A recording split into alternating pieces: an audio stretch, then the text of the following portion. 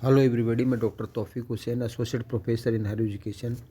आज हम राजस्थान के उन सामाजिक संगठनों के विषय में चर्चा करेंगे जिन्होंने राजस्थान में सामाजिक सुधार के लिए प्रयास किए।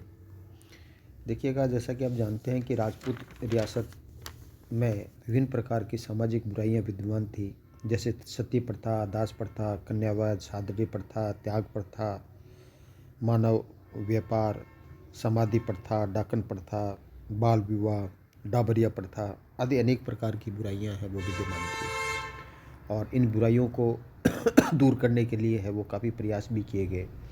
1822 में बूंदी रियासत ने सती प्रथा पर प्रतिबंध लगाया। 1832 में कोटा रियासत ने दास प्रथा है उस पर प्रतिबंध लगाया। 1833 में कोटा और 1834 में बूंदी है रियासत ने कन्यावध है उस पर है वो प्रतिबंध लगाया।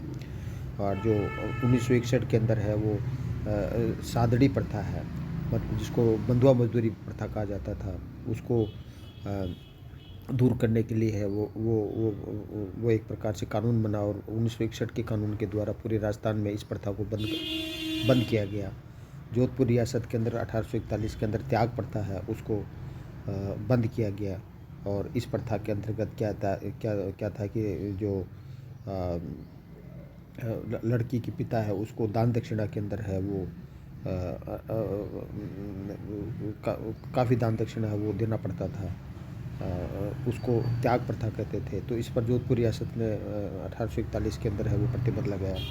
मानव व्यापार है उस पर भी जो कोटा रियासत ने 1831 में सर्वप्रथम प्रयास किया,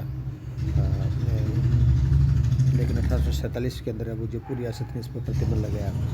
समाधि प्रथा, जिसके अंदर भूमि के अंदर समाधि ली जाती थी, 1844 के अंदर जयपुर रियासत ने इस पर प्रतिबंध लगाया। और जो डाकन प्रथा है, जो जनजातीय जो क्षेत्र उसमें प्रचलित थी, तो मेवाड़ रियासत ने है वो 1853 में डलहौजी के समय में इस पर प्रतिबंध लगाया। बाल विवाह है, जो डाबरिया प्रथा है जिसके अंतर्गत है वो दहेज के साथ है वो कुंवारी कन्या दी जाती थी, उस प्रथा पर है वो प्रतिबंध लगाने के लिए वो प्रयास किया गया। तो इस प्रकार क्या है कि राजस्थान के अंदर वो अनेक जो बुराइयां हैं वो प्रचलित थी, सामाजिक बुराइयां प्रचलित थी। और इन सामाजिक बुराइयां को दूर करने के लिए है वो समय समय पर विभिन्न प्रकार के जो संगठन थे उन्होंने है वो महत्वपूर्ण भूमिका अदा की। इन संगठनों के अंदर है वो देश हितैषणी सभा और वाल्टरकत राजपुत्र हितकारिणी सभा है उसका महत्वपूर्ण योगदान माना जाता है। जहाँ तक देश हितैषणी सभा का प्रश्न है, तो देश हितैषणी सभा है वो एक प्रकार से जो राजस्थान के जो सामंत है, जो उनको जो विवाह के अवसर पर है वो एक प्रकार से बहुत आर्थिक परेशानी का सामना करना पड़ रहा था, क्योंकि एक तरह से क्या है कि राजपूत रियासतों ने जब ब्रिटिश संरक्षण स्वीकार कर लिया था, तो ऐसी स्थिति में सामंतों के जो स्रोत हैं वो काफ़ी सीमित हो गए थे। अतः अपनी पुत्रियों के विवाह के अवसर पर उनको जो जो जो खर्च करना पड़ता था उसमें कठिनाइयाँ हो रही थी, क्योंकि उतना पैसा उनके पास रहा नहीं था। तो इस समस्या का समाधान करने के लिए है वो 2 जुलाई 1877 में महाराणा सज्जन सिंह की अध्यक्षता के अंदर है उदयपुर के अंदर है वो देश हितैषणी सभा का गठन किया गया। तो देश हितैषणी सभा है वो उदयपुर में महाराणा सज्जन सिंह की अध्यक्षता में उसका एक तरह से उसकी स्थापना की गई। और इसका प्रमुख उद्देश्य राजपूतों की वैवाहिक समस्याओं का समाधान करना था। और इस सभा ने राजपूतों में उत्पन्न विवाह संबंधी जो कठिनाइयाँ हैं उनको दूर करने के लिए है वो कई रेस्ट्रिक्शन लगाए, जिसमें राजपूतों में विवाह के अवसर पर खर्च है वो कम कर दिया गया। और जो राजपूतों, ब्राह्मण और महाजनों के अंदर जो बहुविवाह है उसके संबंधी है वो नियम बना दिए गए। तो इस प्रकार क्या है कि राजपूताना के अंदर जो जो जो जो जो एक तरह से समाज सुधार के लिए है वो जो प्रयास करने का जो काम है वो देश हितैषणी सभा ने वो किया।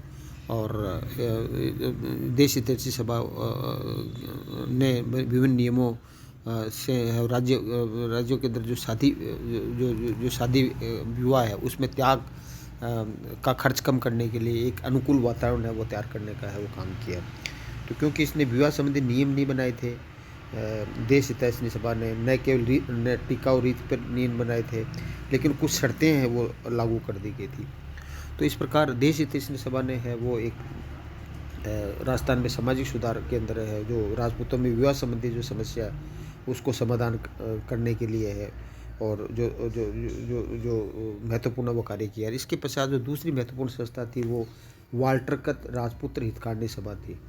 तो राजपूत कत हितकांडी सभा है, उसकी स्थापना का जो श्रेय है वो वाल्टर को दिया जाता है। और वाल्टर, कर्नल वाल्टर है, वो एक तरह से मेवाड़ रियासत के पॉलिटिकल एजेंट थे, बाद में कार्यवाहक एजीजी भी रहे। और इस संस्था का जो उद्देश्य है वो सामाजिक और धार्मिक सुधार जो करना था। और इस जो संस्था है उसके संदर्भ में एजीजी जो वाल्टर है उसने एक बार कहा था कि राजपूतों के अंदर है वो टीका है, नुक्ता है, त्याग है, आदि अनावश्यक जो खर्च है वो अधिक हो रहे हैं, जिसके कारण से है वो जो धनी है वो निर्धन होते जा रहे हैं, और निर्धन है वो उन पर ऋण का बोझ है वो काफ़ी बढ़ रहा है।